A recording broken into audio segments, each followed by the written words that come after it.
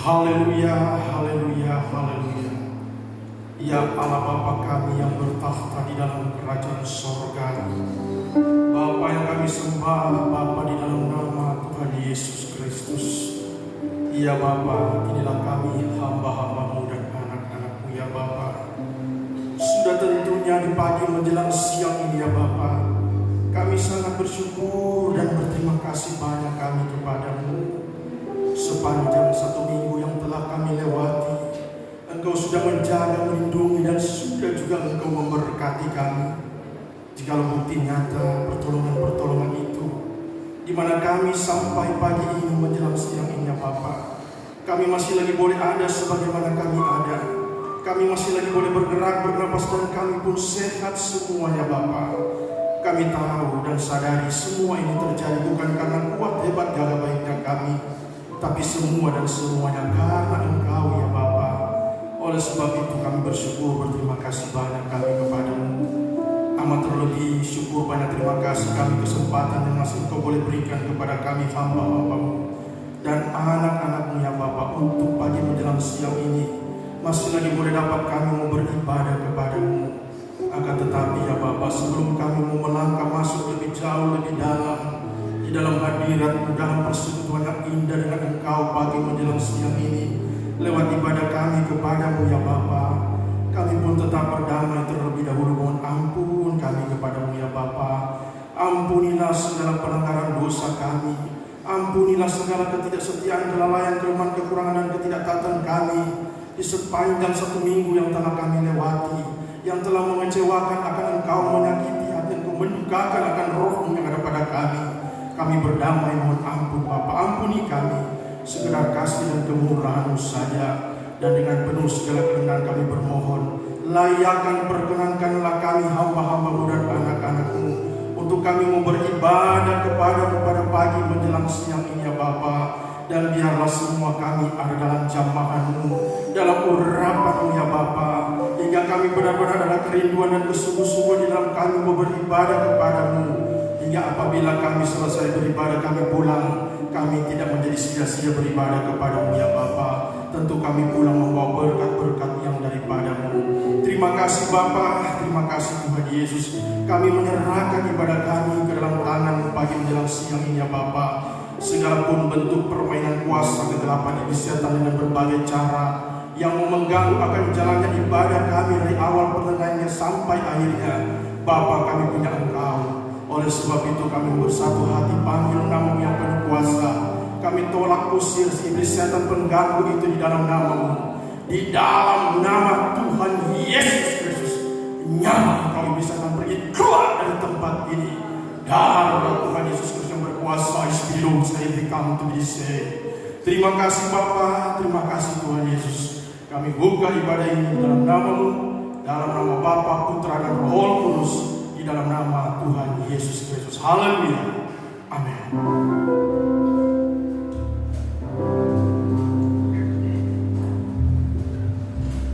Puji Tuhan, terima kasih kepada hamba Tuhan Harni yang sudah membuka ibadah kita dengan doa. Tuhan Yesus memberkati, dan tibalah saatnya kita mau berglori bagi Tuhan, kita mau bersorak-sorak bagi Tuhan kita. Mari kita angkat pujian. Betapa hebat, kemudian pelan-pelan.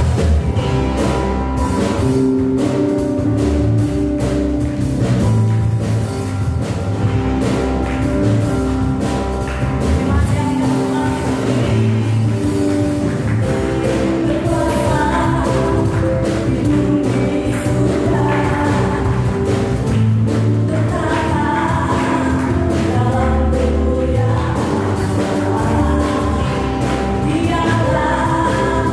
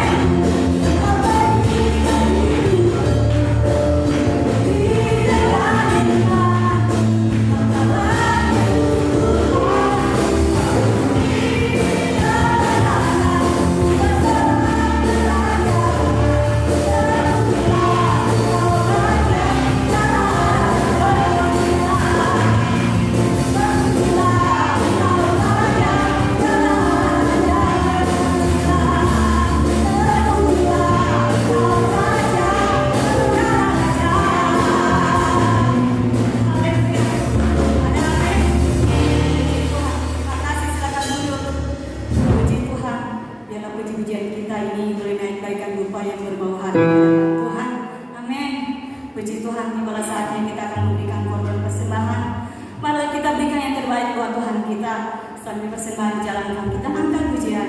Sungguh ku bangga.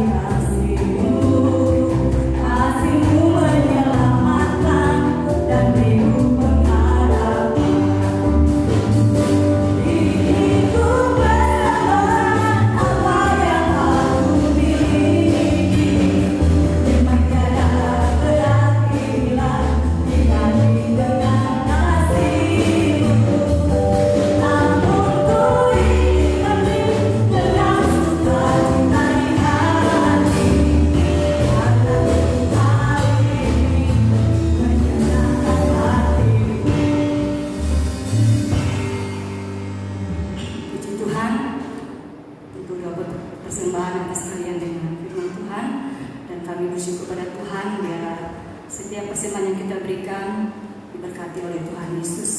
Dan tibalah saatnya kita akan mendengarkan kebenaran firman Tuhan yang akan disampaikan oleh hamba-Nya. Maka kita persiapkan hati kita untuk mendatang kepada Tuhan dengan lebih bersungguh-sungguh lagi, biarlah firman Tuhan yang akan ditaburkan boleh tertanam tanah hati kita yang baik. Amin. Puji Tuhan. Saya undang jemaat untuk bangkit berdiri. Kita angkat pujian kekuatan hati.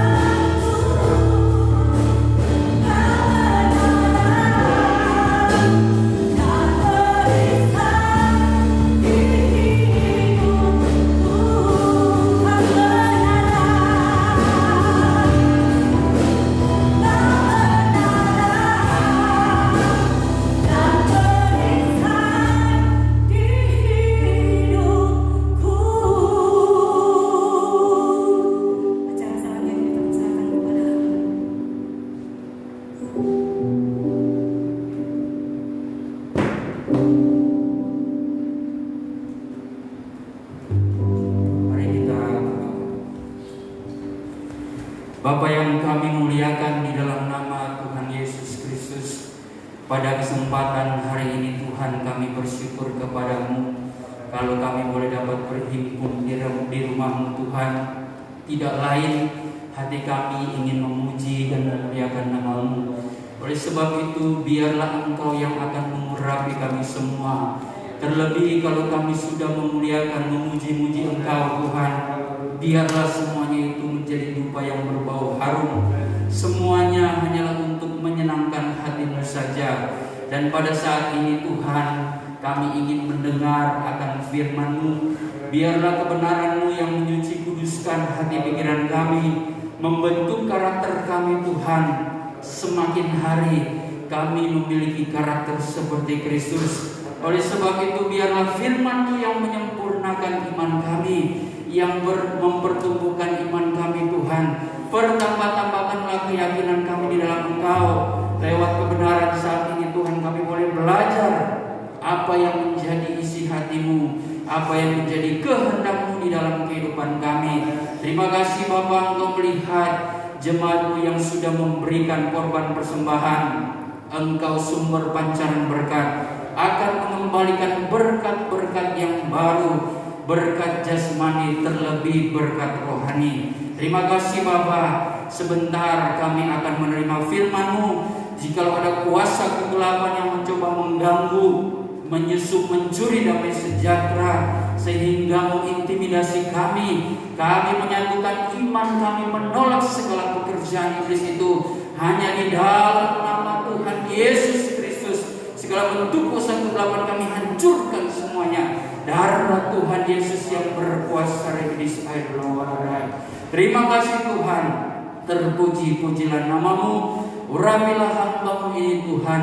Sembunyikan di balik kaki salib-Mu ya Bapa, agar biar hikmat-Mu, hikmat perkataan dan marifat dengan anugerah membedakan segala roh, boleh bekerja dengan sempurnanya dan memberi pengertian akan kebenaran. Terima kasih Bapa. Kami siap belajar firman-Mu di dalam nama Tuhan Yesus Kristus. Haleluya. Amin. Shalom, puji Tuhan. Silakan duduk. Ya, pada kesempatan ini kita tetap bersyukur kepada Tuhan kalau kita masih boleh dapat dipertemukan di tempat ini walaupun keadaan yang belum memungkinkan. Namun ya kita tetap mengikuti protokol dari pemerintah dan tetap kita jalankan sebagaimana kita mentaati apa yang menjadi hukum daripada pemerintah yang merupakan wakil Allah. Terlebih kita juga harus dapat menjadi contoh sebagai orang-orang pilihan Tuhan. Dan pada saat ini saya mungkin tidak berkomentar panjang lagi. Mari kita buka kebenaran firman Tuhan yang saya ambil di dalam kitab Perjanjian Lama. Ayat ini mungkin sudah tidak asing bagi kita dalam 1 Tawarik pasal yang ke-21.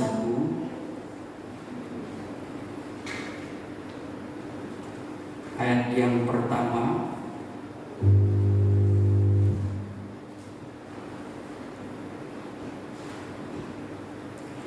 Satu Tawarik 21 ayat yang pertama.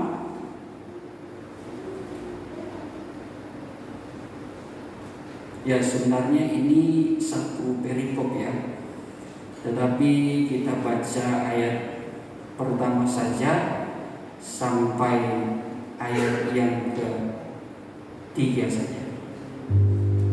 Ya kalau sudah mendapatkannya, saya mohon kita semua berdiri untuk menghormati firman Tuhan. 1 Tawarik 21 ayat yang pertama sampai ayat yang ke-4 saja. Saya membacakan, saudara memperhatikan. Pendaftaran dan hukuman. Iblis bangkit melawan orang Israel dan ia membujuk Daud untuk menghitung orang Israel.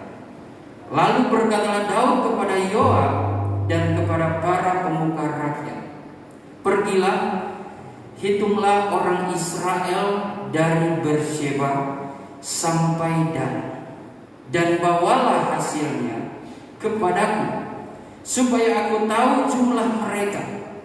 Lalu berkatalah Yoab, kiranya Tuhan menambahi rakyatnya 100 kali lipat daripada yang ada sekarang. Ya Tuanku Raja, bukankah mereka sekalian hamba-hamba Tuanku? Mengapa Tuanku menuntut hal ini? Mengapa orang Israel harus menanggung kesalahan oleh karena hal itu? Namun titah raja itu terpaksa diikuti oleh Yoab. Maka pergilah Yoab menjelajahi seluruh Israel, kemudian kembali ke Yerusalem. Puji Tuhan, silakan duduk. Ya, ini merupakan suatu cerita yang cukup menarik, karena di sini justru kita dapat melihat ada satu kesamaan atau ayat yang paralel dari konteks ayat kita 1 Tawarik 21 ini dengan 2 Samuel 24 ayat 1 sampai 17. Cuma dia berbeda di kalimatnya. Kalau dalam 2 Samuel itu di situ Tuhan yang menghasut. Tapi kalau di dalam 1 Tawarik ini iblis yang bangkit melawan Israel dan membujuk Daud.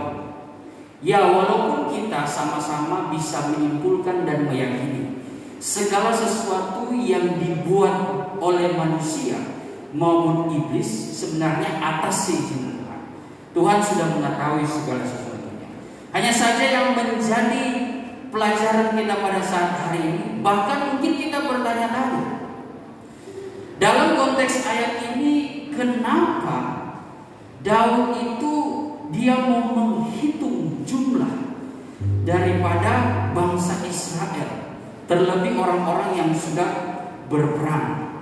Memang kalau kita baca pasal-pasal sebelumnya, di mana di situ diterangkan juga bahwa bangsa Israel hasil atau anak buah panglima-panglima, pahlawan-pahlawan selama pemerintahan Raja Daud itu, wah, luar biasa, berani, tangguh, dan sangat mahir dalam berperang, saudara. Mereka bisa mengalahkan bangsa-bangsa yang bisa dikatakan jauh lebih hebat, jauh lebih besar, jauh lebih banyak. Nah, di sini saudara kita melihat ternyata Daud terpengaruh oleh bujukan iblis supaya Daud menghitung. Kalau di dalam perjanjian lama, kalau saya membaca sedikitnya mengenai pendapat tentang salah satu tokoh atau pakar teolog, mereka menafsir tujuan diadakan sensus itu di daerah Timur Tengah itu selalu dicurigai. Kenapa? Karena tujuannya untuk memungut pajak. Dan kepada orang-orang yang wajib militer, mereka juga kena pajak. Kalau menurut mereka, menurut pendapat dari pakar teologi. Nah, memang kalau kita melihat di sini sebenarnya ada sesuatu kesalahan yang dilakukan Daud. Seolah-olah Daud tidak percaya akan kekuatan Allah. Walaupun bangsa Israel merupakan bangsa yang besar, bangsa umat pilihan Tuhan, ya bisa dikatakan mereka juga sebenarnya bangsa yang tidak terbentuk untuk berperang, ya, karena mereka sudah terbiasa menjadi bangsa yang diperbudak. Itu kebiasaan mereka waktu di Mesir. Jadi ketika mereka keluar dari Mesir, sebenarnya mereka tidak ada kemampuan untuk berperang. Tapi satu hal yang kita tahu, bahwa yang berperang adalah Allah daripada Israel. Nah, disinilah sebenarnya Daud ada satu kesalahan. Bagaimana Daud ini mulai seolah-olah meragukan. Atau ada satu pesan bagi kita. Daud memang sebagai raja, kalau dia memiliki banyak kemenangan, harusnya dia tidak usah menghitung itu semua. Dia tidak perlu menghitung pahlawan-pahlawan itu lagi. Nah, sebenarnya saudara, yang kita pelajari dari kebenaran firman Tuhan dalam kehidupan kita, apa yang Tuhan sudah buat, kita tidak perlu ukur-ukur, tidak perlu memperhitungkan lagi. Apa yang sudah kita berikan di dalam pelayanan, di dalam kehidupan kita sehari-hari, menolong orang, membantu orang, harusnya kita tidak usah mengukur itu semua. Karena sebenarnya itu adalah suatu kekuatan yang Tuhan berikan, anugerah yang Tuhan berikan untuk kita dapat berbuat baik. Dan biasanya memang kalau kita kembali lagi dalam konteks ayat ini, seorang raja seperti Daud, yang kalau kita melihat pengalaman hidupnya, itu sudah banyak pertolongan Tuhan, di mana dia juga mengakui bahwa segala hidupnya, kebajikan yang Tuhan berikan dalam kehidupannya itu, dia seolah-olah memang tidak patut dapat membalasnya. Sehingga Daud yakin betul kehidupan dia dari seorang gembala sampai kepada seorang raja, sampai kepada kemenangan-kemenangan yang diperoleh, itu semua karena Tuhan. Namun ya, Daud tampaknya lengah di sini. Dia mencari sesuatu hal yang mungkin menjadi suatu kebanggaannya, supaya ya sebagai seorang raja dia memiliki suatu bangsa pilihan Tuhan yang memiliki pahlawan-pahlawan yang hebat, memiliki bangsa yang selalu menang di dalam peperangan, sehingga itu menjadi suatu kesombongan. Makanya Allah murka. Kalau kita membaca seterusnya, ternyata Daud itu mulai resah. Sehabis dia menghitung daripada bangsa Israel ini, dia mulai merasa ada sesuatu yang mengganjal. Coba kita lihat dulu ya, di ayat selanjutnya mengatakan begini.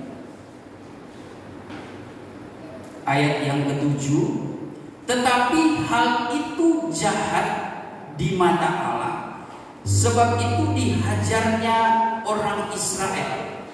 Lalu berkatalah Daud kepada Allah, aku telah sangat berdosa karena melakukan hal ini. Maka sekarang jauhkanlah kiranya kesalahan hamba-Mu, sebab perbuatanku itu sangat bodoh. Ayat selanjutnya, tetapi berfirmanlah Tuhan kepada Gad pelihat Daud, pergilah katakan kepada Daud, beginilah firman Tuhan, 3 perkara kuhadapkan kepadamu, pilihlah salah satu daripadanya, maka aku akan melakukannya kepadamu. Kemudian datanglah Gad kepada Daud, lalu berkatalah ia kepadanya, beginilah firman Tuhan, haruslah engkau memilih 3 tahun kelaparan atau 3 bulan lamanya melarikan diri dari hadapan lawanmu, sedang pedang musuhmu menyusul engkau, atau 3 hari pedang Tuhan, yakni penyakit sampar, ada di negeri ini, dan malaikat Tuhan mendatangkan kemusnahan di seluruh daerah orang Israel. Maka sekarang timbanglah jawab apa yang harus kusampaikan kepada yang mengutus aku. Lalu berkatalah Daud kepada Gad, sangat susah hatiku, biarlah kiranya aku jatuh ke dalam tangan Tuhan, sebab sangat besar kasih sayangnya, tetapi janganlah aku jatuh ke dalam tangan manusia. Jadi karena tindakan Daud yang seolah-olah memang wajar-wajar saja ya, kalau seorang raja itu mengadakan sensus. Hanya saja Daud mungkin saat itu memang sudah terpengaruh bujuk daripada iblis. Tidak tahu, tidak dijelaskan apa maksudnya. Namun kita bisa memahami bahwa kalau semua kerajaan apa yang dimiliki Daud sampai jabatan terlebih kehidupannya yang diangkat oleh Tuhan, itu semua karena kemurahan Tuhan, harusnya dia tidak bimbang dengan hal itu. Dia tidak perlu menghitung-hitung, seolah-olah dia ingin melihat bahwa bangsanya kalau banyak berarti adalah bangsa yang kuat. Terkadang kehidupan kita juga seperti itu. Di dalam kita melayani pekerjaan Tuhan, kita mulai bertindak sendiri. Biasanya itu ada pengaruh dari kuasa kegelapan, ada bujukan dari si iblis, yang semuanya bertujuan untuk membangkitkan segala keinginan dunia kita. Daud di sini yang mungkin dibangkitkan adalah tentang hidup dalam jumawa atau dalam kesombongan hidup. Nah, kita juga harus hati-hati.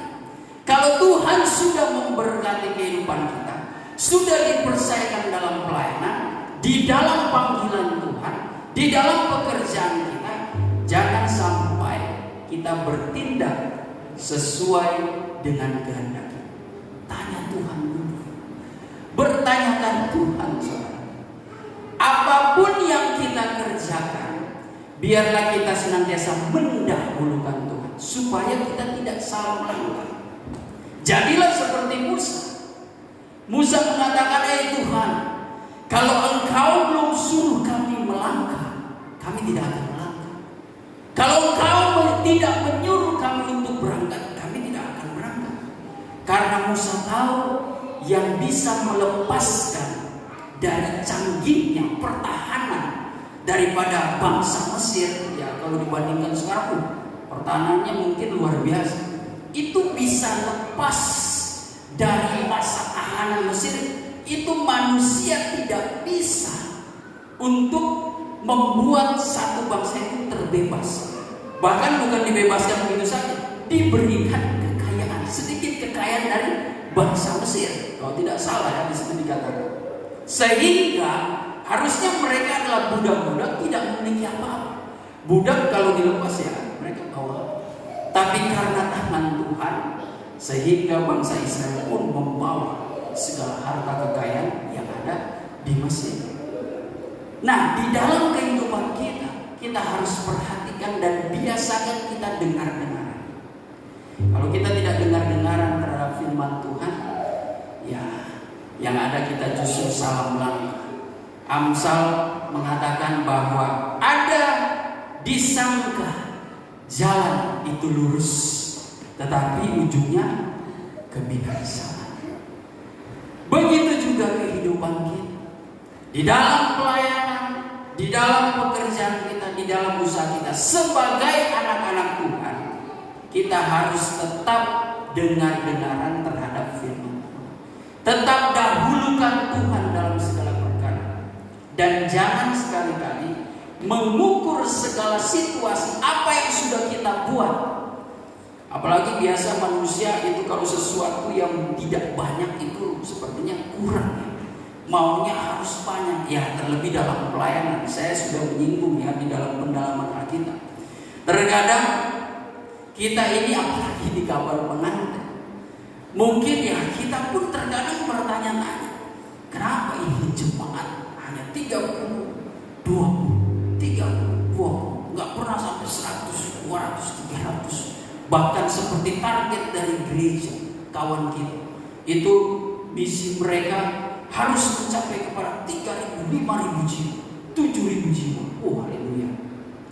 Tetapi kita harus perhatikan dulu, kalau memang umat Tuhan itu dipanggil sampai ribuan, tetapi memiliki kualitas iman yang betul-betul dapat dibawa kepada iman yang sempurna, iman yang dewasa, yaitu bagaimana jiwa-jiwa itu mengerti akan suatu kelahiran baru daripada air dan roh, itu bagus. Tapi kalau hanya mereka menerima firman pertobatan saja, pertobatan ya istilah kata kabar pengantin itu kabar halaman, yang dimana hanya dihibur dengan kata-kata berkat. Memang kita kalau mendengar khotbah-khotbah daripada pekabaran halaman itu kena sih. Sebab kehidupannya adalah sehari-hari, kehidupan kita sehari kena template. Tetapi mereka jarang sekali untuk menyinggung hal yang lebih dalam lagi, yaitu tentang pekerjaan Roh Kudus. Dan tidak heran kita melihat ada suatu kekeliruan ketika mereka menyembah Tuhan. Menyembah Tuhan mereka sudah mulai ngalur ngidul. Karena mereka bukan tidak mengerti, tetapi belum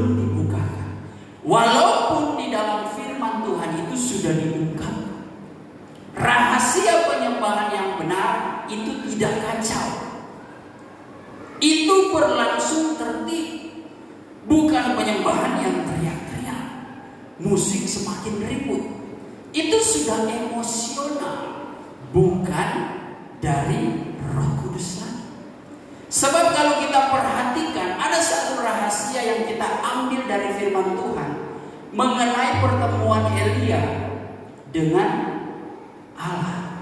Ketika Elia berada di gua, Allah berfirman, "Hei Elia, apa kerjamu di sini? Aku bekerja segiat-giatnya." Habis itu Allah pergi. "Temuilah aku di luar." Elia bangun dan dia keluar. Di luar, sebelum Allah itu datang menghampiri dia, itu datang gempa bumi. Lebih baik kita baca ya. Di dalam 1 Raja-Raja.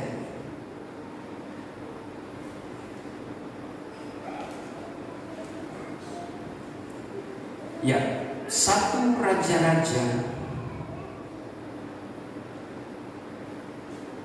ayat yang 1 Raja-Raja pasal yang ke-19 ayat yang ke-9 saya bacakan. Di sanalah masuk, Allah menyatakan diri di Gunung Horeb. Di sanalah masuklah ia ke dalam sebuah gua dan bermalam di situ. Maka firman Tuhan datang kepadanya demikian, "Apakah kerjamu di sini, hai Elia?" Jawabnya, "Aku bekerja segiat-giatnya bagi Tuhan, Allah semesta alam. Karena orang Israel meninggalkan perjanjianmu, meruntuhkan mezbah-mezbahmu dan membunuh nabi-nabimu dengan pedang. Hanya aku seorang dirilah yang masih hidup, dan mereka ingin mencabut nyawaku." Lalu firman-Nya, "Keluarlah dan berdirilah di atas gunung itu di hadapan Tuhan." Maka Tuhan lalu angin besar dan kuat yang membelah gunung-gunung dan memecahkan bukit-bukit batu mendahului Tuhan. Tetapi tidak ada Tuhan dalam angin itu. Dan sesudah angin itu datanglah gempa, tetapi tidak ada Tuhan dalam gempa itu. Dan sesudah gempa itu datanglah api, tetapi tidak ada Tuhan dalam api itu. Dan sesudah api datanglah bunyi angin sepoi-sepoi basah. Segera sesudah Elia mendengarnya, ia menyelubungi mukanya dengan jubahnya, lalu pergi keluar dan berdiri di pintu gua itu. Maka datanglah suara kepadanya yang berbunyi, "Apakah kerjamu di sini, hai Elia?" Ini merupakan suatu rahasia firman yang dapat kita kaitkan di dalam suatu konsep penyembahan di dalam roh dan kebenaran. Terkadang kita dalam satu perhimpunan, kalau kita tidak mengerti akan rahasia firman Tuhan, kita menyembah, menyanyi, bermain musik, dengan kita berseru kepada Tuhan, dengan ada keributan, apalagi sudah ada yang aneh-aneh, menari-nari, menggonggong, melonglong, mengaum, itu sudah bukan daripada roh Tuhan. Karena 1 Korintus 14 tadi saya sudah katakan, ayat yang ke-33, semua harus berjalan dengan tertib.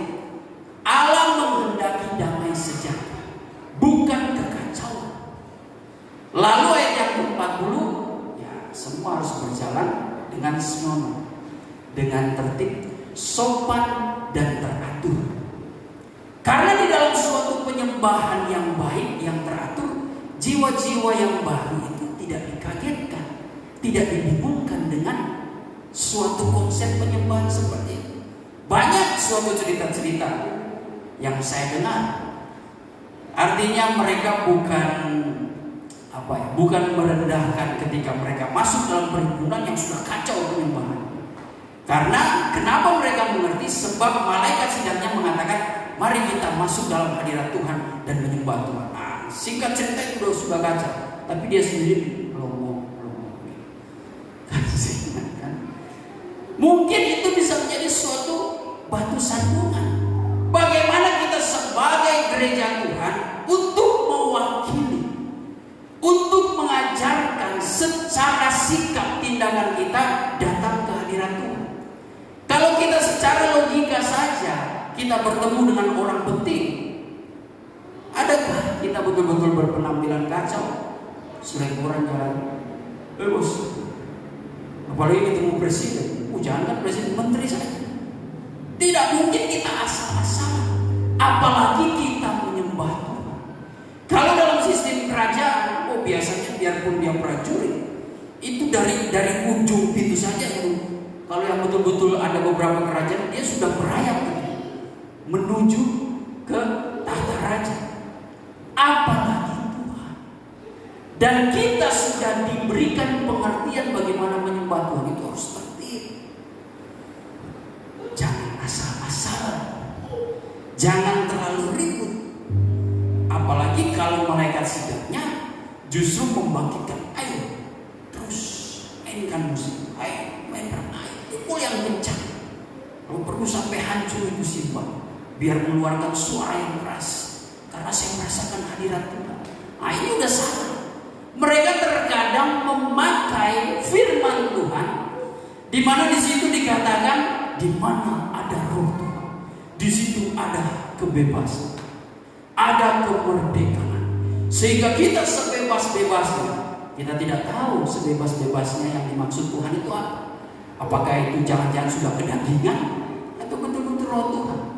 Justru kalau kita sebebas-bebasnya sudah dimerdekakan untuk datang kepada Tuhan, artinya kita sudah tidak ada penghalang lagi menyembah Tuhan. Tidak perlu pakai kiblat lagi.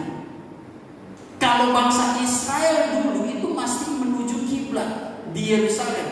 Kalau saudara sepupu kita, ya kiblat mereka itu kan Mekah. Jadi harus ada tanda. Nah kita kan sudah tidak ada kiblat lagi. Tidak perlu pakai kiblat. Kiblat ini dalam hati. Nah di sini kita harus mengerti. Lebih baik kita baca dulu ya supaya saudara mengerti dalam Yohanes pasal yang keempat ayat yang ke-30.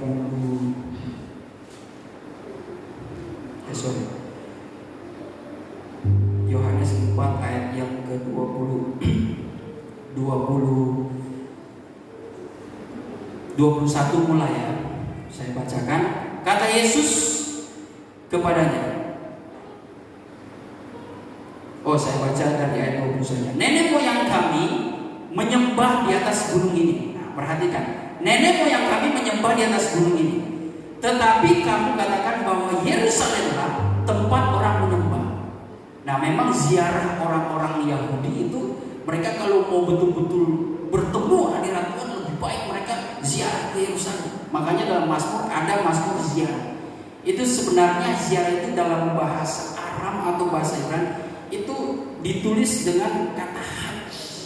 Makanya orang Arab mengatakan haji itu sebenarnya mereka bikin jadi haji.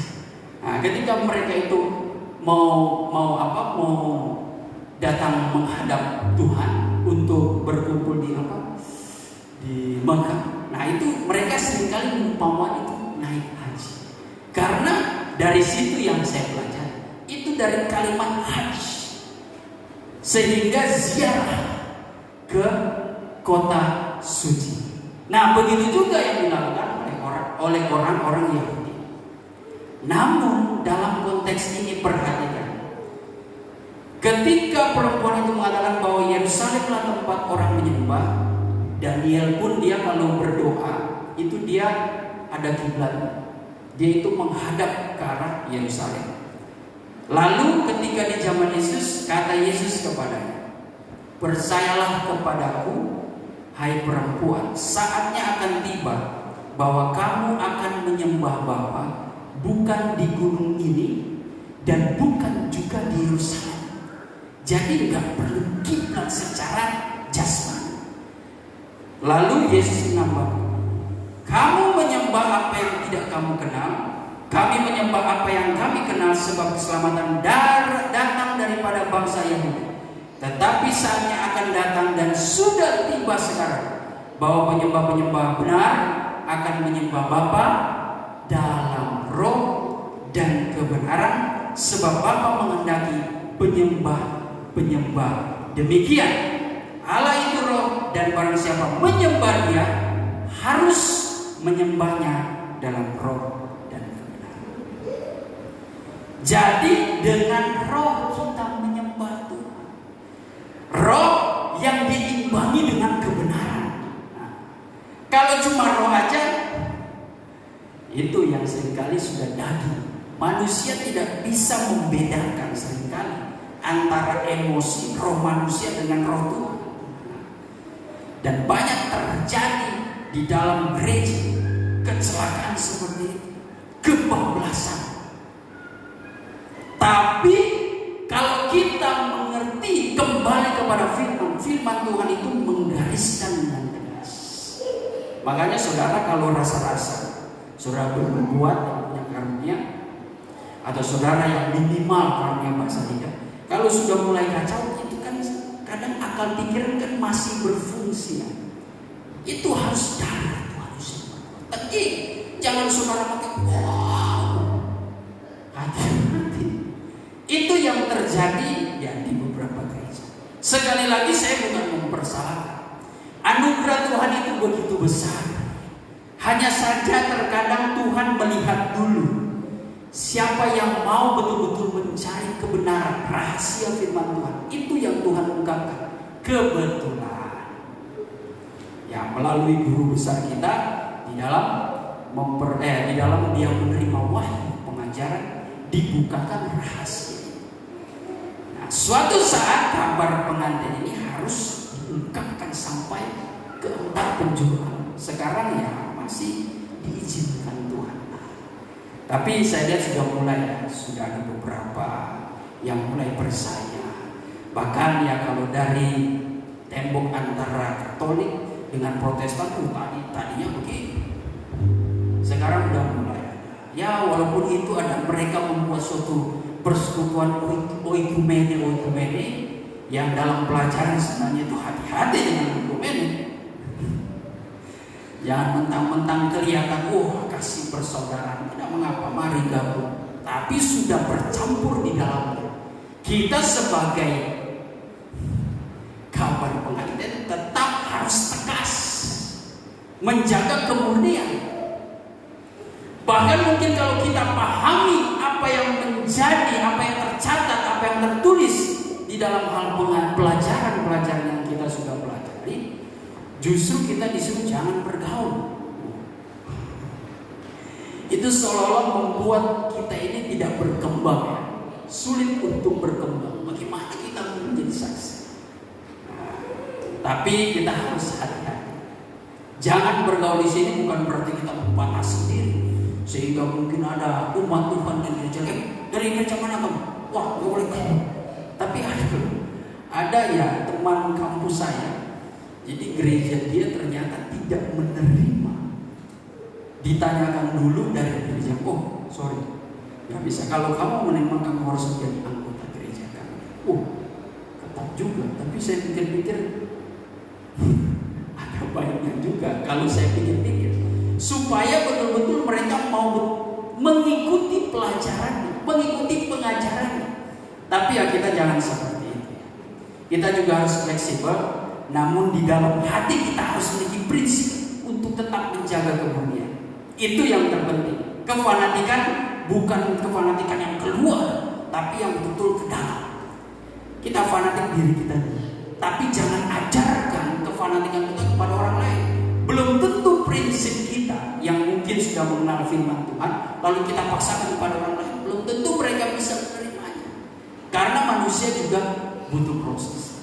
Nah saudara, kalau kita kembali lagi dalam hal penyembahan, ini menyangkut suatu kemurnian pengajaran, menyangkut suatu karakter kita untuk mengajarkan bagaimana menyembah Tuhan kepada jiwa-jiwa yang benar, yaitu di dalam roh dan kebenaran. Namun satu hal yang kita perlu ketahui, untuk kita bisa menyembah Tuhan dalam roh, ya kita harus dilahirkan kembali daripada air dan roh. Itu syaratnya sampai kita menerima anugerah Roh Kudus. Itu yang menjadi tujuan Tuhan Yesus mengatakan bahwa Allah itu roh, dan barang siapa menyembah Dia harus menyembahnya dalam roh dan kebenaran. Sebab yang menjadi poin utama dalam kita menyembah Tuhan, kita menerima wahyu. Kita menerima petunjuk-petunjuk Tuhan. Kalau kita hanya mementingkan roh tetapi tidak ada kebenaran, bisa-bisa kita persalahgunakan itu karunia-karunia. Saya sudah ungkapkan bagaimana kejadian Musa itu waktu dia pergi naik gunung menerima wahyu. Bangsa Israel tidak tahan menunggu pemimpin gembalanya, tidak datang-datang. Akhirnya mereka membangun lembu emas. Di situ provokatornya adalah hamba Tuhan. Wah, halu, kumpulkanlah perhiasan. Perhiasan itu kan menggambarkan kalau dalam secara rohani itu karunia-karunia yang memperlengkapi, mempercantik kita sebagai pengantin-pengantin Kristus. Untuk menikah harus ada perhiasan biar cantik. Jubah pengantin dan mahkota. Perhiasan arti rohani itu adalah karunia-karunia Kudus. Nah, kalau kita kaitkan dengan keadaan bangsa Israel pada saat itu sudah salah total. Karunia yang kita banggakan bukan yang menjadi sumber karunia, sehingga manusia betul-betul memanfaatkan pemberian Tuhan untuk kepentingan dirinya sendiri. Ini berbahaya, sangat berbahaya. Ini yang dikatakan mencuri kemuliaan Tuhan. Saya selalu katakan bahwa saudara yang diberikan anugerah Roh Kudus itu jadi public figure. Jadi public figure, dicari-cari orang. Hanya saja semakin kita betul-betul diangkat Tuhan lewat pemberian Tuhan, semakin kita merendahkan diri. Jangan kita angkat dada. Seolah-olah kita itu bermegah atas diri kita sendiri. Paulus mengatakannya, kalau kamu bermegah, bermegahlah di dalam Tuhan. Kalau orang yang bermegah padahal itu pemberian Tuhan, Paulus pernah mengatakan, apa sih sesuatu dalam diri, sesuatu dalam hidupmu yang dimana itu tidak datang daripada Tuhan? Apakah itu kau dapatkan dari atas hasil usahamu? Semuanya itu karena daripada Tuhan. Paulus dia mengatakan di dalam Filipi 4 ayat yang ke 10 ya. Ya, Filipi 4 ayat yang ke-10 mulai saya bacakannya. Aku sangat bersukacita dalam Tuhan bahwa akhirnya pikiranmu dan perasaanmu bertumbuh kembali untuk aku. Memang selalu ada perhatianmu. Jadi jemaat Filipi ini, mereka ini adalah jemaat yang setia berkorban untuk penginjilan para rasul ya. Sehingga Paulus mengenal jemaat Filipi ini, makanya Paulus mengatakan pada intinya bukan soal pemberian itu loh yang aku utamakan, tetapi buahnya. Kemurnian hatimu dalam memberi. Karena terkadang ada juga gereja yang menentukan program untuk menetapkan misi. Tapi sudah di situ di belakangnya ada unsur-unsur pemaksaan. Ya, mohon maaf kalau saya sudah mencurigai. Tapi ya kita tidak tahu, tidak semua. Namun di masa pandemi ini kelihatan. Ada yang sudah mulai menekankan dikit-dikit tentang materi dunia. Nah, itu kan sudah aneh. Jadi selama ini pelayanan ini untuk apa? Berbeda dengan jemaat Filipi. Paulus tetap mengingatkan, yang utamakan bukan soal persembahan itu. Bukan berarti Paulus menolak berkat persembahan kasih. Bukan berarti kami menolak persembahan kasih dari jemaat. Terima kasih, Tuhan Yesus memberkati. Tapi yang terutama dari hatimu. Kalau hati udah bersih, jangankan ya. Mungkin saya jangankan saudara kasih perbuatan. Kalau hati saudara tergerak 100% saudara kasih. Itu yang penting hati dulu. Percuma kan kalau hati penuh akar pahit memberikan perbuatan. Selalu ada imbalan. Selalu ada tuntutan di balik pemberian itu. Ya, itu sungguh menyiksakan orang-orang yang bekerja dalam rumah Tuhan juga. Nanti kalau terjadi apa-apa, udah mulai ngomong-ngomongin di belakang. Nah, itu kelihatan. Tapi kalau dengan ketulusan, beberapa minggu yang lalu kita bagaimana belajar tentang 5 macam pelayanan. Yang saya singgung adalah pelayanan Maria, bukan Maria Tetiku, Maria adik dari siapa? Marta. Saya lupa adik atau kakak. Itu pengertian rohaninya, bagaimana dia datang ke kaki Yesus memecahkan harga minyak wangi 300 dinar. 300 dinar, 1 dinar. 1 dinar itu kalau di bangsa Israel pada saat itu adalah upah per hari. Berarti kalau 300 dinar berarti upah 1 tahun. Tapi dia pecah dengan hancur hati di kaki Yesus. Gambarannya orang percaya yang betul-betul datang kepada Tuhan dengan hancur hati. Dia tidak peduli itu berapa. Yang penting betul-betul dia mau mendapatkan pemulihan, mendapatkan keberkatan yang daripada Tuhan. Yang penting dia boleh menyenangkan hati Tuhan. Terserah orang-orang sekitar mau ngomong apa. Di situ ada Yudas, apa ini pemborosan. Lebih baik dikasih kepada orang miskin. Yudas malah ditegur oleh Tuhan. Kamu ini pencuri. Terkadang ada di lingkungan kita seperti pahlawan kesiangan. Jangan begitu. Lebih baik kita bagikan kepada orang-orang miskin dan sebagainya. Padahal itu kerinduan orang tersebut untuk mempersembahkan, misalkan dalam pembangunan gereja, di dalam pelayanan. Itu hak dia. Asalkan kalau memang dia betul-betul tergerak. Banyak kasus-kasus terjadi seperti itu. Kadang juga ya ketika jemaat memberikan kepada gembala, dilihat jemaatnya. Cemburunya luar biasa. Makanya di sini dia harus belajar betul-betul memberikan sesuatu itu dengan semurni-murninya. Itulah sebabnya kami selalu juga mengajar. Yang penting di sini dari hati. Kalau hati betul-betul bersih, kita pun dengan sukacita. Bahkan ya biasanya kalau cara Tuhan menjawab pergumulan kita melalui orang, membuat haru, rasanya ingin menangis karena timingnya itu tepat sekali. Timingnya tepat sekali, itu pengalaman kami. Dan itulah yang menjadi prinsip kami untuk kami ajarkan kepada jemaat. Nah, kita kembali lagi kepada Filipi 4 tadi ya. Paulus mengatakan, memang selalu ada perhatianmu, tetapi tidak ada kesempatan bagimu. Kukatakan ini bukanlah karena kekurangan, sebab aku telah belajar mencukupkan diri dalam segala keadaan. Tambahnya, aku tahu apa itu kekurangan, dan aku tahu apa itu kelimpahan. Dalam segala hal dan dalam segala perkara tidak ada sesuatu yang merupakan rahasia bagiku, baik dalam hal kenyang maupun dalam hal kelaparan, baik dalam kelimpahan maupun dalam hal kekurangan. Segala perkara dapat kutanggung di dalam Dia yang memberi kekuatan kepadaku. Paulus pernah merasakan kelimpahan. Dia pun juga pernah merasakan kelaparan. Dia tahu apa itu kenyang.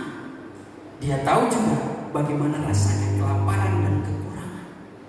Tapi semuanya itu dia simpulkan, itu dapat kutanggung, itu dapat kuterima, yaitu daripada kekuatan, daripada Yesus Kristus yang memberi kekuatan, kebijaksanaan, hikmat untuk tetap bersyukur dalam keadaan apapun. Jadi ketika kita kaya, bersyukur kepada Tuhan, tetap rendah. Ketika kita mungkin dalam kebapaan, tetap memuji Tuhan. Itu yang baik. Amsal 30 ayat 8-9. Sebelum aku mati, aku minta 2 hal kepada Tuhan. Jauhkanlah aku dari kecurangan dan kebohongan. Biar tidak salah, sebagai ayat terakhir saja, kita buka dalam Amsal pasal yang ke-30 ayat yang ke-7 mulai ya. Dua hal aku mohon kepadamu, jangan itu kau tolak sebelum aku mati, yakni jauhkan daripadaku kecurangan dan kebohongan.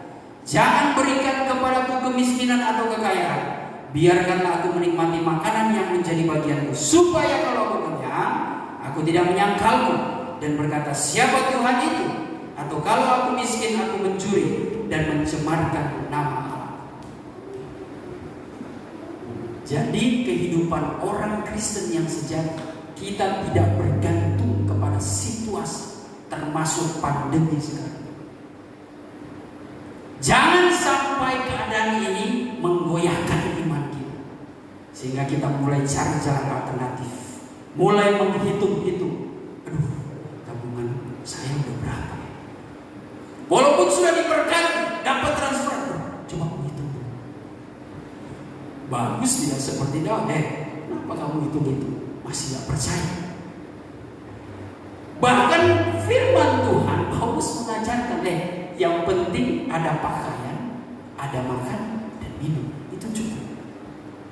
Bersyukur kalau ada lebih, puji Tuhan. Biasa kami berpikir kalau ada lebih, ini lebih pasti ada seseorang yang mesti kita beri. Betul.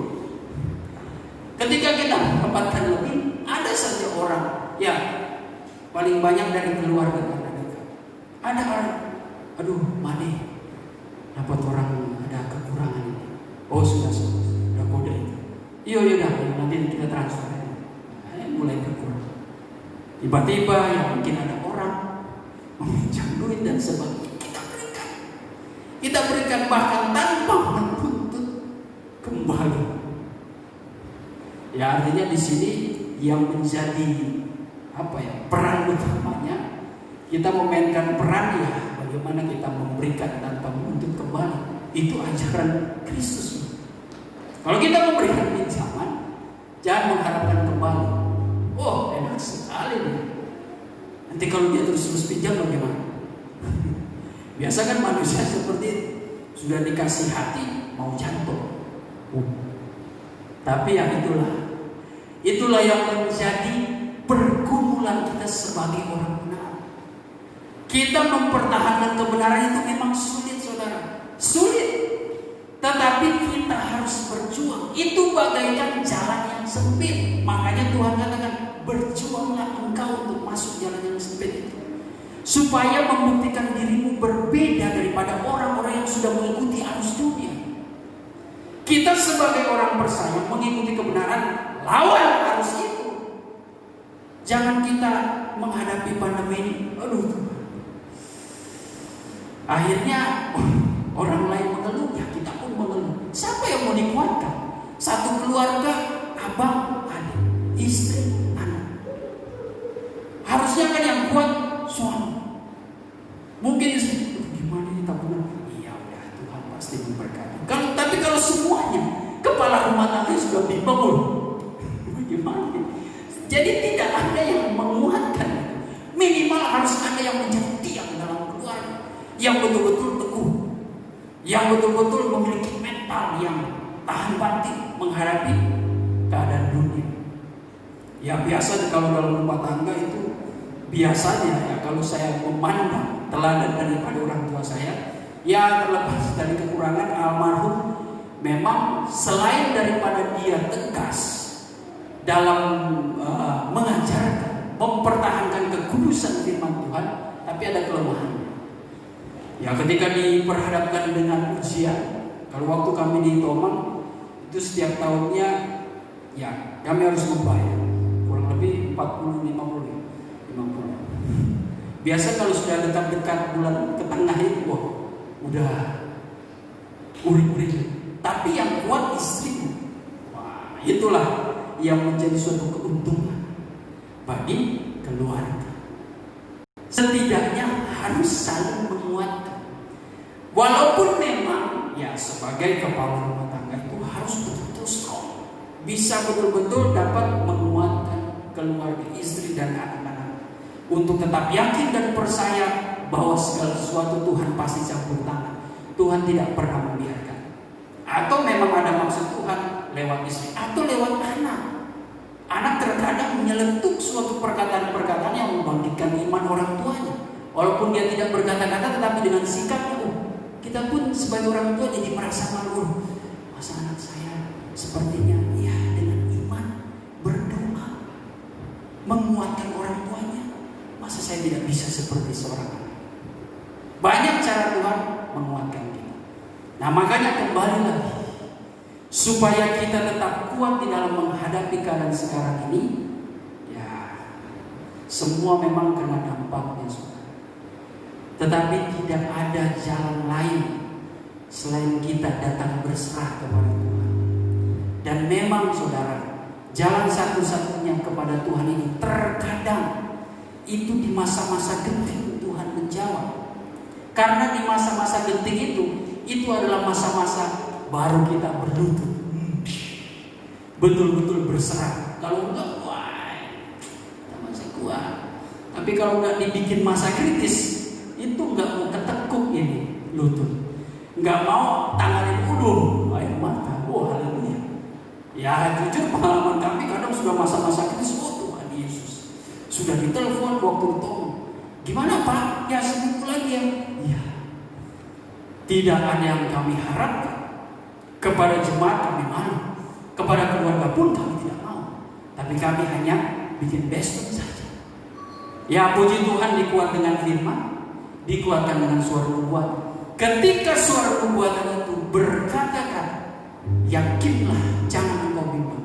Selepas besok dapat telepon, bukan dari jemaat, tapi dari orang yang jarang bertemu kita, tetapi dia memberikan bantuan.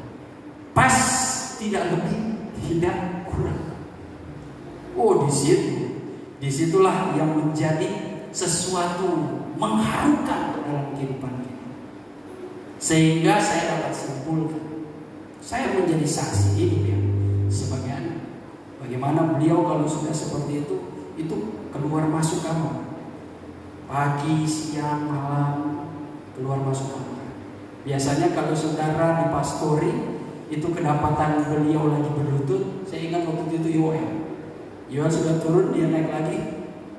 Ya, kalau tidak salah almarhum lagi berlutut berdoa. Itu lagi pergumulan bagaimana menyambung ruko itu. Ya, ruko itu kurang lebih berapa ya?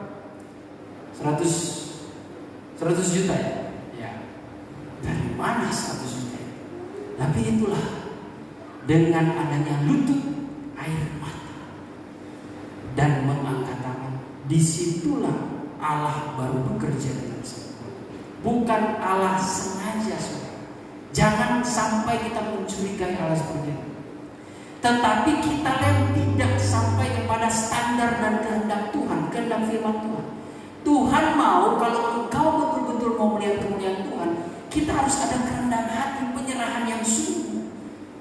Ya kalau kita masih merasa kuat-kuat, jangan harap Tuhan memberikan suatu mujizat.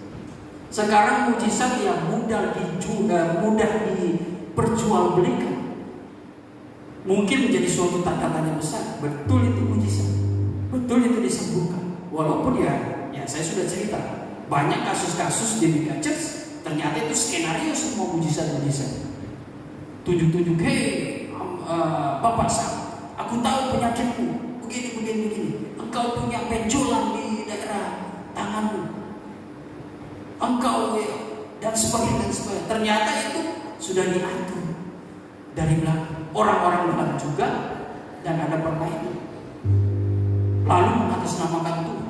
Akhirnya kembalilah kepada pemimpin itu. Dipuja-puji, berbahaya. Makanya dengan firman Tuhan saat ini saya persingkat saja, walaupun sudah 1 jam ya kayaknya, di mana kita diingatkan kembali, kalau apa yang Tuhan sudah buat dalam kehidupan kita, jangan kita ukur-ukur. Gak usah diungkit, sudah. Itu semua sudah lewat. Ya, marilah kita jalani dengan iman, maju ke depan. Tuhan sebagai gembala itu selalu ada di depan, gak ada di belakang. Di belakang itu iblis yang selalu makanya pelajaran Lot, istrinya yang gara-gara menoleh ke belakang jadi tiang garam. Iman kita kalau yang sudah disuruh lari, naik ke gunung Tuhan, cari Tuhan itu, Tapi kita masih, aduh betul gak ya? Bimbang ya udah. Orang bimbang nggak jalan-jalan. Dia bergerak di tempat menjadi tiang garam. Iman kita akan stuck, tidak akan bertumbuh. Begitu-begitu saja dari dahulu sampai selama-lamanya. Nah, makanya biar lewat firman Tuhan ini, segala sesuatu yang kita miliki tetaplah kita bersyukur. Tidak usah hitung apa yang sudah kita perbuat, tetapi bagaimana kita berpikir ke depan. Rancangan Tuhan itu tidak pernah mendatangkan kecelakaan, tetapi selalu mendatangkan damai sejahtera. Kita akan selalu senang membangkitkan diri kita sendiri. Harus optimis untuk meraih masa depan yang indah. Walaupun dunia ini betul-betul tidak menentu, seolah-olah dengan kasat mata kita melihat, wah ini nggak mungkin. Selalu mungkin. Dengan iman di dalam Yesus Kristus, saudara akan melihat seluruh perbuatan Allah yang ajaib. Bangsa Israel tidak mungkin untuk melewati padang belantara. Terlalu banyak musuh, terlalu gersang. Mau dapat apa? Tetapi pembuktian Tuhan, sampai kasut mereka pun tidak rusak, baju mereka tidak rusak, makanan, minuman tidak berkurang, justru dilimpahkan. Bahkan Tuhan kasih engkau mau dompet keinginan daging, minta sudah dikasih roti tapi maunya daging, Tuhan kasih. Cuma itu ternyata mendidik bangsa Israel menjadi mental manja. Saat ini kita dibentuk lewat pandemi ini, kita dididik memiliki iman yang tidak manja, tetapi iman yang betul-betul dewasa, betul-betul mau berjuang bersama dengan kuasa Allah. Puji nama Tuhan. Mari kita berdoa. Bapa di dalam surga, terima kasih kalau pada kesempatan siang hari ini Tuhan, kami boleh dibekali dengan kebenaran firman-Mu. Engkau yang menyempurnakan kebenaran ini bagi kami, agar kami semakin hari semakin belajar, semakin bertambah-tambah iman kami di dalam Engkau, dan kami boleh tetap tinggal di dalam firman-Mu. Terima kasih Tuhan, terpujilah nama-Mu. Setelah kami bersekutu dengan kebenaran firman-Mu, rindulah hati kami ini menyembah Engkau dalam roh dan kebenaran. Kiranya Engkau yang bangkitkan penyerahan kami, bangkitkanlah setiap anugerah-anugerah roh Tuhan. Suci dan kuduskanlah ruang tempat ini, terlebih ruang hati kami. Segala bentuk kuasa kegelapan yang mengintimidasi, mencuri damai sejahtera, mengganggu penyembahan kami, demi nama Tuhan Yesus Kristus kami hancurkan pekerjaannya di situ. Darah Tuhan Yesus yang berkuasa di situ. Terima kasih Tuhan. Kami siap menyembah Engkau di dalam roh dan kebenaran. Haleluya, haleluya. Dapat pujian, ku sembah Bapa. Ku sembah. Mari semua kita bangkit pujian. Ku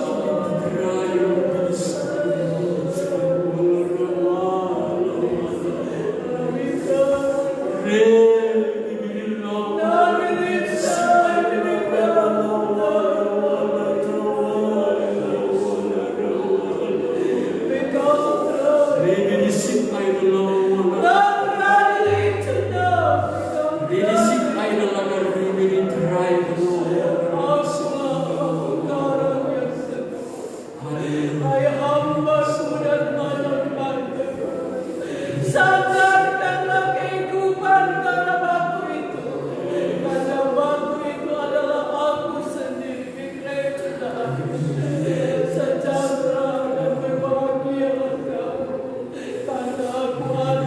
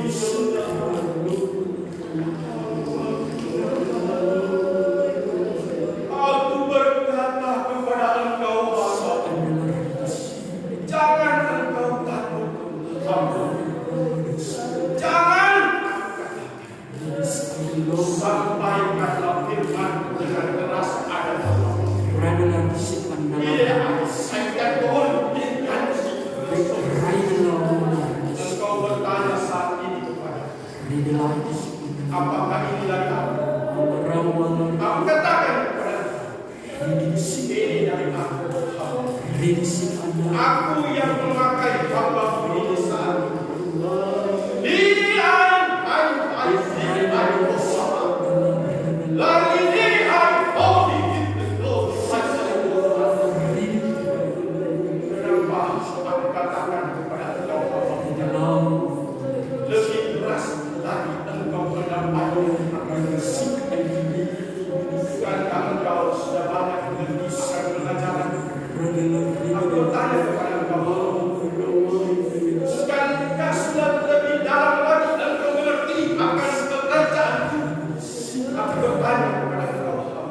Kenapa engkau harus takut?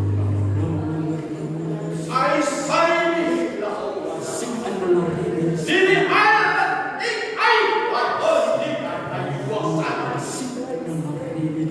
aku bertanya kepada semua hamba. Di sini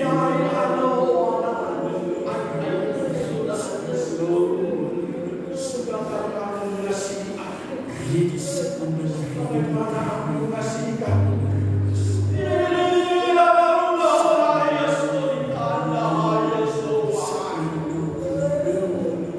Hamba-hambaku dan anak-anakku, kasihku kepada kamu sungguh besar adanya.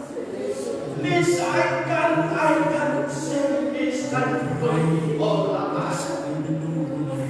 Aku berkata kepadamu, sampai saat ini, kalau kamu masih ada sebagaimana kamu, itu semua karena aku adalah yes,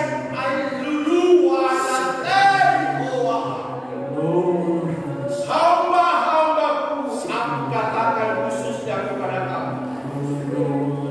Sudah engkau baca dan dengar akan firman Tuhan. Aku minta kepada kamu, hamba-hambaku, mengertilah kamu akan firman hamba-Ku datang. Engkau yang juga sudah pakai menyampaikan akan firman. Siapa yang aku pakai? Siapa yang aku karuniakan dengan anugerah yang daripada? Siapa yang aku pakai dengan kuasa yang dari aku? Janganlah kamu meninggikan diri, aku katakan. Janganlah kamu menjadi sombong, aku katakan. Orang yang sombong aku benci padanya. Aku tidak suka akan orang yang sombong, aku katakan. Bila saya aku dikasih contoh akan firman saat ini yang sudah kamu baca dan dengar mengenai Daud.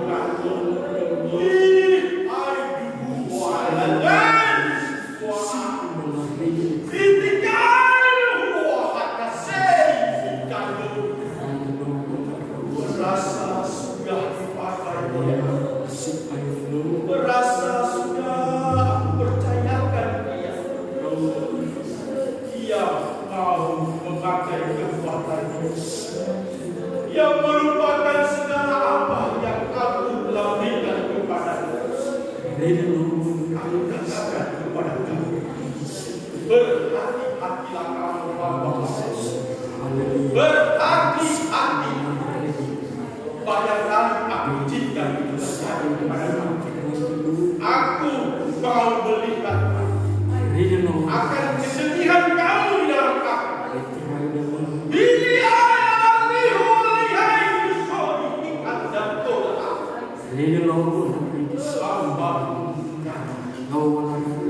aku akan pakai engkau. Aku akan lebih dan lebih memberkati engkau. Dan aku lebih lagi akan berhikmat engkau. Lihat hati bukan akan tersenyum. Hamba pelajar.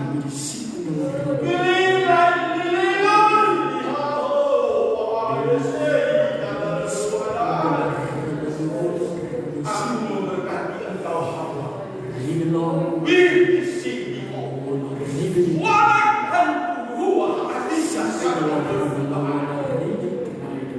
Aku mengerti hamba. Aku mengerti apa yang menjadi pergumulanmu hamba. Wahai sasu, meninggikan surga saudara. Dan aku katakan kepada kamu hamba-hambaku dan anak-anakku,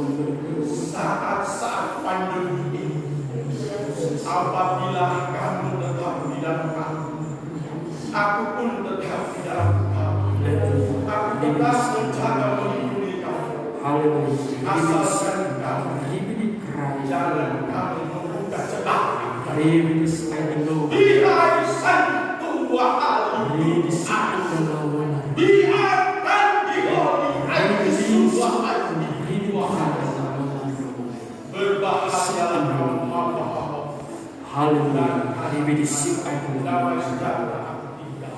Haleluya. Terima kasih Tuhan, terpuji, pujilah nama-Mu. Pada kesempatan ini kami boleh dikuatkan lewat firman dan suara Roh Tuhan. Engkau yang akan memberkati kami semua.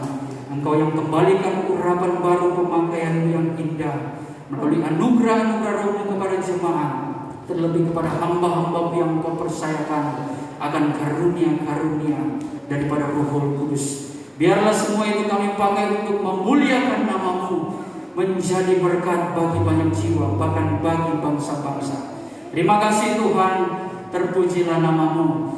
Kami tetap berdoa bagi bangsa dan negara kami bersama dengan pemerintahan yang ada. Biarlah Engkau memberikan hikmat kebijaksanaan, roh takut akan Engkau ada di dalam kehidupan mereka, sehingga mereka boleh tetap Tuhan bertindak dengan segala kebijaksanaan, dengan hikmat yang daripada-Mu, terlebih dalam mengatasi pandemi yang terjadi di seluruh dunia ini, terlebih bagi bangsa kami ini Tuhan. Kau memberkati presiden kami, wakil presiden, para menteri, sampai kepada pemimpin yang terbawa Tuhan. Engkau tetap hikmati mereka. Kau pakai kehidupan mereka untuk mereka dapat menjalankan tugas dan tanggung jawab dengan kejujuran dan keadilan, kesetiaan mereka bagi bangsa Indonesia ini Tuhan, agar kami boleh mendapat berkat dan merasakan berkat yang daripada-Mu, sebab Engkau sendiri yang memberkati bangsa kami ini Tuhan.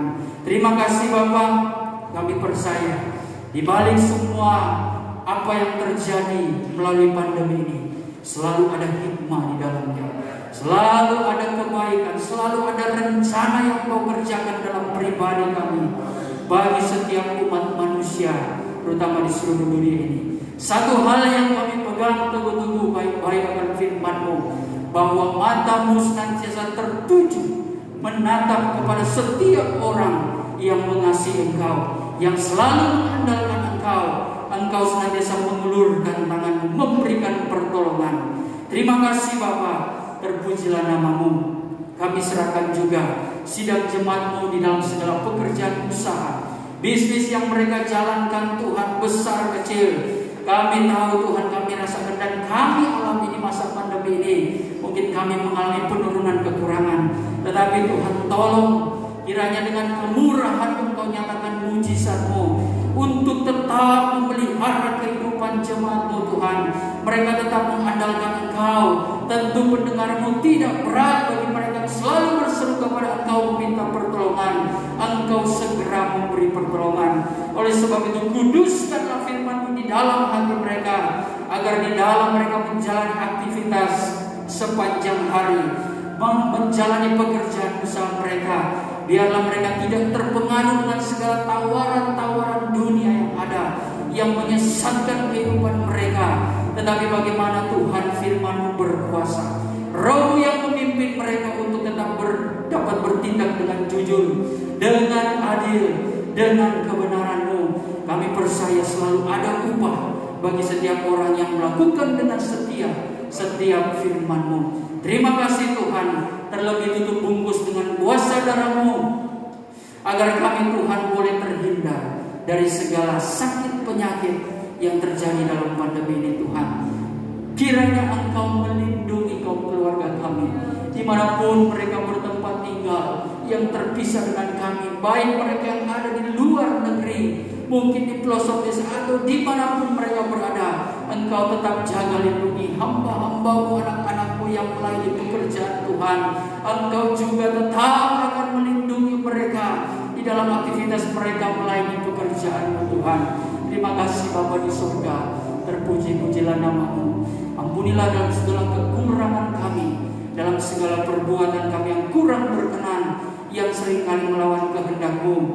Tetapi biarlah dengan firman-Mu hati kami dibersihkan, kehidupan kami dikuduskan, sehingga kami boleh dapat menerima kemuliaan, kemenangan oleh mujizat dan berkat yang daripada-Mu.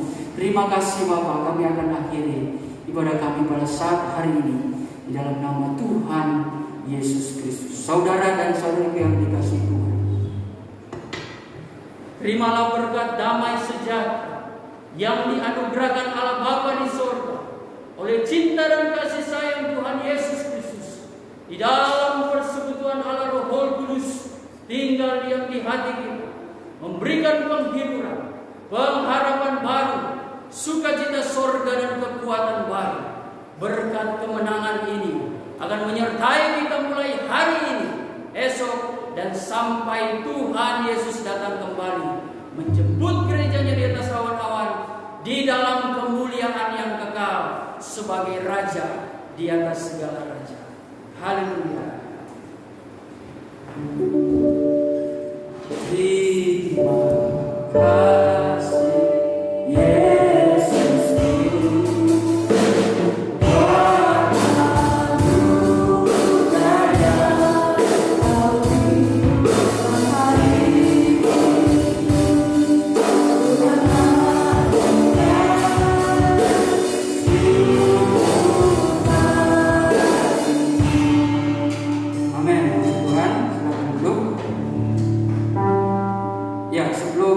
menyampaikan beberapa pengumuman. Kita akan memberikan persembahan extra collector sesuai dengan apa yang sudah disepakati bersama jemaat.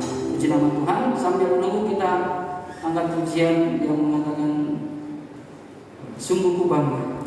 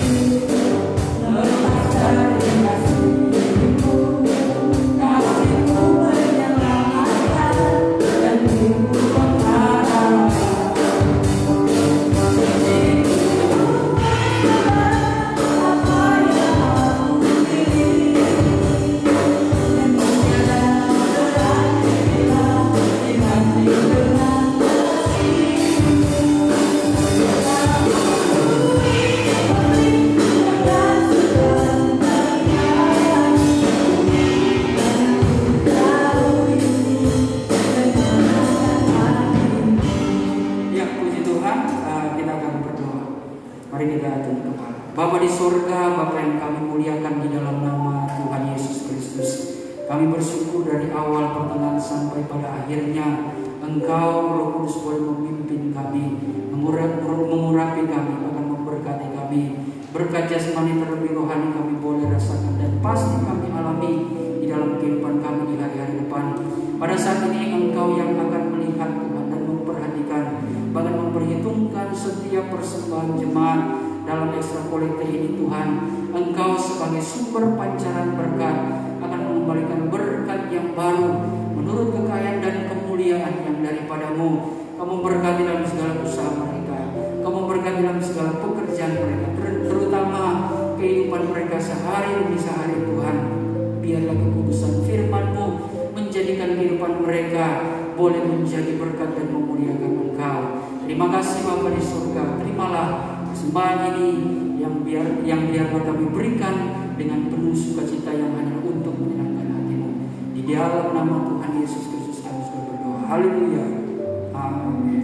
Puji Tuhan. Ya, terima kasih. Karena mohon maaf tadi juga kita memulai agak terlambat sebab gereja sebelumnya tadi juga agak ngaret ya keluarnya, sehingga kita cukup terlambat tadi sebab harus ada persiapan kami belum bisa masuk sebab masih ada gereja yang sebelumnya ya, tetapi tidak mengapa, ibadah boleh berjalan dengan baik, dan jika ada kekurangan mohon dimaafkan. Dan seperti biasa untuk laporan yang mungkin di akhir bulan kami akan sampaikan.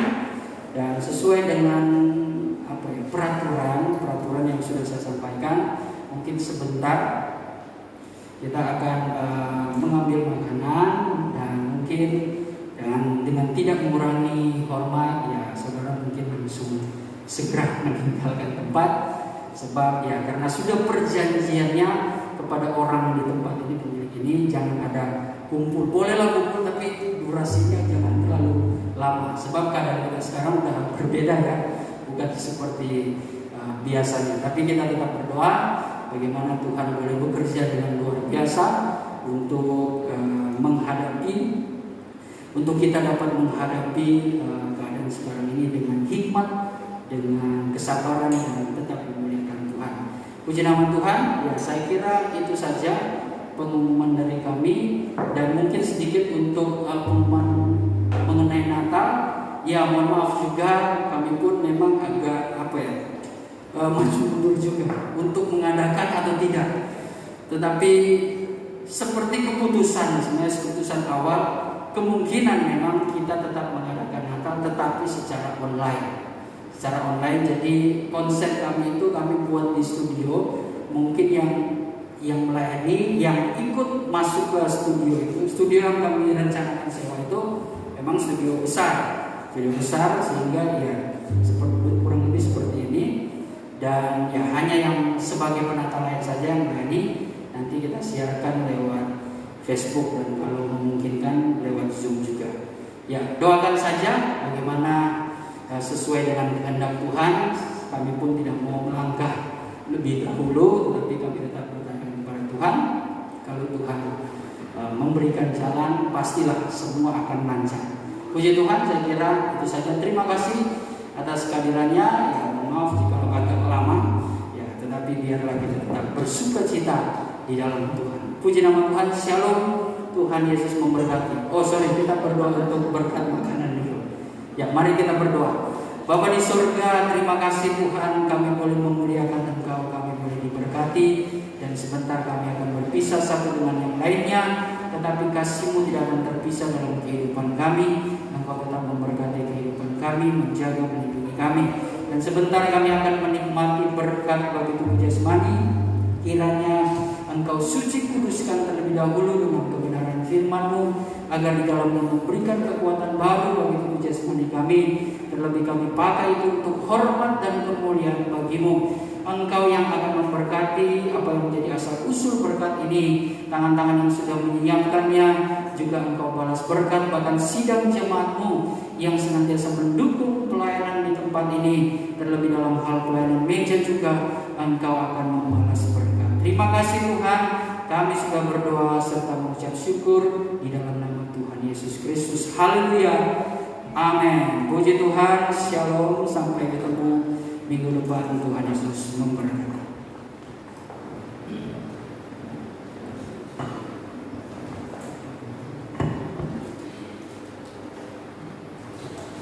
Ya, tim penata layar, mari kita berdoa dulu.